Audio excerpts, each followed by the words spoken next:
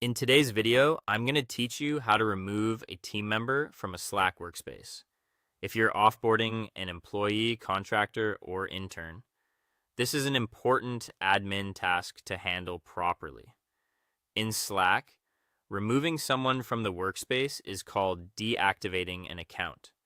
When you deactivate an account, that person immediately loses access to the workspace on all desktop and mobile devices where they're signed in.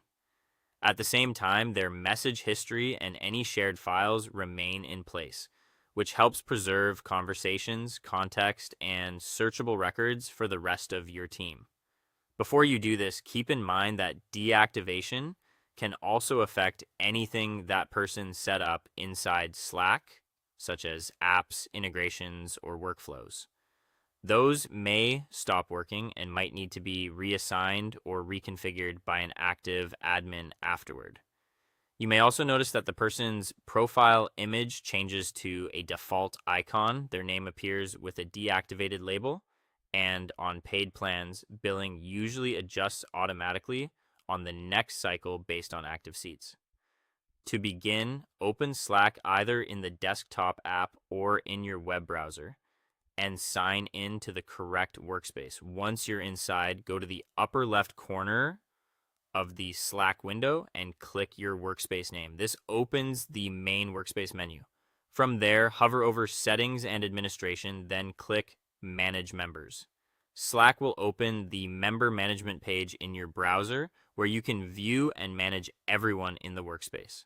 Once the member directory loads, head to the search field in the top right area of the page. Type in the team member's name or work email address to narrow the list. When the matching result appears, find that person's row in the directory so you can access their account options. Next, move to the right side of that user's row and click the More Actions button, shown as 3 vertical dots. In the drop-down menu, select Deactivate Account. Slack will then display a confirmation pop-up to make sure you want to continue, since this action immediately removes their access. If the pop-up gives you the option to remove them from shared external Slack Connect channels as well, check that box if that's appropriate for your offboarding process. Finally, click the red Deactivate button to confirm.